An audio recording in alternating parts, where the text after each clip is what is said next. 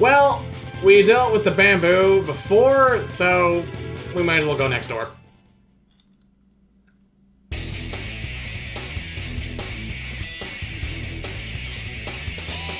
Ground Scarav... no, wait a minute. Nah, that's just his portrait. No matter how much you do, you can't ever make him cool. At all. So we got X2 graphics? No, this is X3. The towers are from Tunnel Rhino. Yeah. And then the foreground is Overdrive Ostrich. True. Again, it's some pretty clever asset reuse. But this is basically just the chase from the original, and he's actually a wall behind him, so he can actually crush you on things.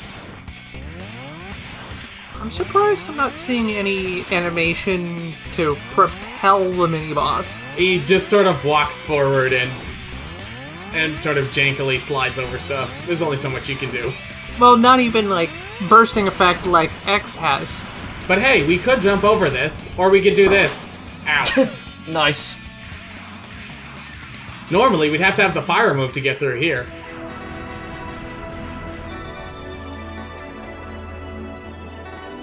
Oh, so now we just have the normal armor. Just take less damage, okay. No knockback, so then we don't fall off shit all the time. Good idea. That's from X1. Yep. I believe that's Storm Eagle? Yeah. At the very least. You would think the grenade could blow that up just as well. Nope. Has to be an open flame or no dice. Ah, there's the other side. Yeah, and so now we get to head into the actual level. Can't do the whole thing as a chase, as funny as that was in the original. More Tunnel Rhino assets. This is just completely new at this point. Well, actually, no. The foreground assets are from Crystal Snail, just recolored. Oh, yeah, the assets I know are reused, but I'm talking more about the level design. Oh, yeah, no, all this is new.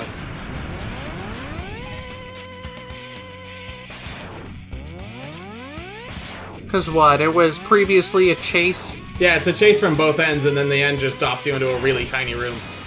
Yeah. I mean, as ideas go, it's an interesting idea to have you, like, go one way and then have to chase it back the other. But, like most things in X8, it was just sort of undercooked. A good idea, but just not really done properly. It sounds like what happened in Devil May Cry 4, but a lot smaller. Yeah.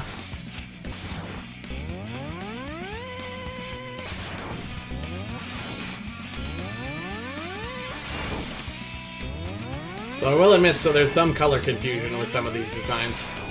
Stuff looks like background and it's actually a floor. Weren't there also some crystals in Tunnel Rhino, or am I just misremembering? That was the one that had a ton of water everywhere. Okay. So now, we could have done like a huge platforming challenge to get over here, or just blow up a block. You can also just get that with the foot part, because you can dash under it and then double jump up. True. But what you're supposed to do is like go all the way over here and come back the other side. Well, supposed to do, assuming that you're just starting out. Yeah, assuming you didn't get anything else before coming here.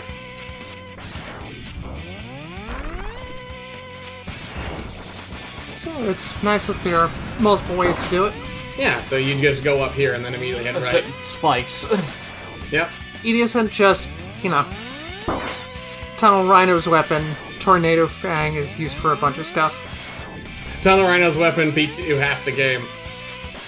That's like weird X1 asset usage. Yeah, a lot of this is from Flame Mammoth.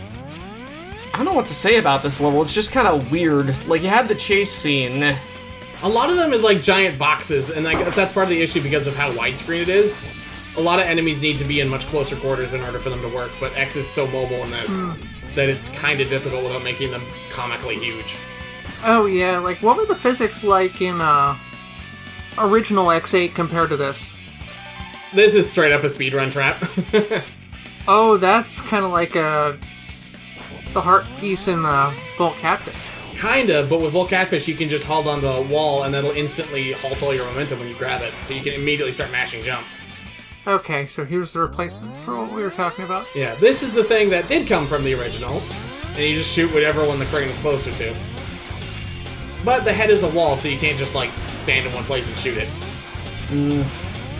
However, if you time things properly, it can't do anything to you. Like, at all. I don't know. Like, I mentioned this, like, before we started recording, but I do think it's a bit of a downgrade that we don't have the emulation error. That just made, like, the bloom on this guy 120% more. Yeah. He was pretty funny, though. But hey, with him done, we'll now crib another page from the game's book and, just immediately kick you into the boss.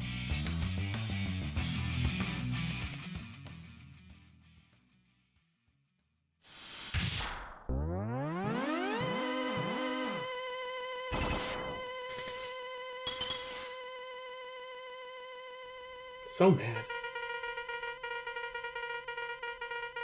No, I didn't realize that. But what does that have to do with anything, Earthrock? Yeah. Sigma's going to space. Also, wait a minute, we've been in space multiple times. Space! He's gonna make a new Disneyland on the moon. So now we have Earthrock Trilobyte, who is kind of just as pathetic as his original version. However, this time you can't actually destroy his hat, so now you just have to deal with that. His, crystal towers don't seem to topple over anymore, they just kind of break. No, but they do damage you if they spawn in underneath you, which is one of his sources of damage on you in this whole fight. It's just them randomly teleporting underneath you. Because the other main thing is, due to how this is designed, the giant helmet will just block most of your shots on the ground. And since he'll spend half the game just tied up in the corner, shooting him on the ground is kind of a pain. And here's his new attack. It's much faster than it used to be. Oh, yeah, wow. Those do not look good when flipped upside down. Something about them just, feels a little weird. I think it's because they have the lighting of it like they're standing up, but the lighting doesn't get changed when they get flipped, so they look weird. Yeah. That kind of summarizes this whole stage. It feels weird. Yeah, like, I'm not going to say it's a terrible thing, but as you can see here, that's sort of the stuff that happens with this helmet in this game. The Pinch theme was not meant to play this long. No.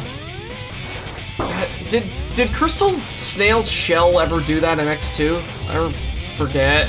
You could knock it back into him, but he had to, like, actually go and pick it up. Yeah. Here, it will just instantly go back on him. And it was a lot easier to play keep away with it. But could it block shots like how this does? Yes, but most of the time it wouldn't fall in, like, front of you.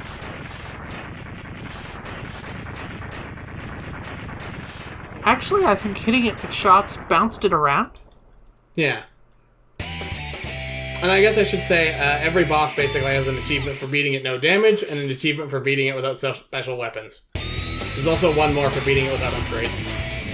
On some of them, that's a terrible idea. Okay, so we have an attack that looks closer to Axel's weapon, and the charge version is closer to what X uses in the original. Yes, it's just as useless, too. Great.